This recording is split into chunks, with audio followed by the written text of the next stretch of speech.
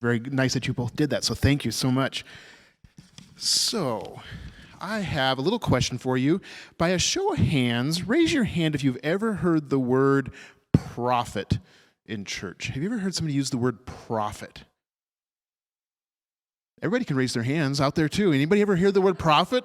Okay, phew, I'm glad you heard that word before. So, does anybody know what that word means or know what a prophet is? Do you have any thoughts? Any ideas? Yes, that is true. That is true. And it might mean something else too. What else?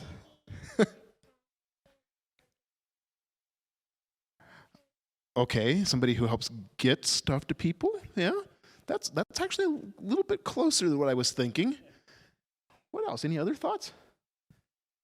Well, a prophet is really someone who speaks for God. Someone who speaks for God. There's somebody who sends a message, a messenger. That's really what a prophet is. And so I wonder, have any of you ever had to be a messenger before? I remember having to be a messenger. My mom would say, go upstairs and tell your brother to stop what he's doing and come downstairs and set the table for dinner. So I'd have to go upstairs and be the one who says, Mom says, stop what you're doing and come downstairs and set the table for dinner. How do you think he reacted to that? Yeah, I didn't. It was like, oh man, that's a bummer. Yeah, what do you think?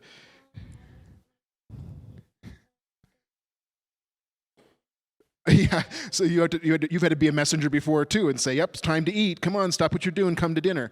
Yeah, so sometimes we sometimes are messengers, but the messenger's job is really, really, really important. Even if we know that somebody's reaction might be, bummer, do I have to do that? We have to do that. So in Sunday school, we're going to talk a little bit about a special messenger named Jeremiah, close to my name, right? I think my name was supposed to be Jeremiah, but I ended up being Jeremy somehow. But we're going to talk about a messenger named Jeremiah who had a big message for God's people. And it was a message that they didn't necessarily want to hear, and he didn't necessarily want to tell either. But part of the message that he did share was that he used the word hope. Do you see the word hope anywhere in church today? Big banner up there, right? And you talked about it in the Advent candle lighting. So this Sunday, we do recognize hope, the promise that God will always be with us. And God promises. There's another special word, promise. We're going to talk about that, prophet and promise this morning. God promises that there are better times coming, okay? So we'll talk more about that and messengers. But I hope that all of you will practice being messengers this week. Let's say a prayer together.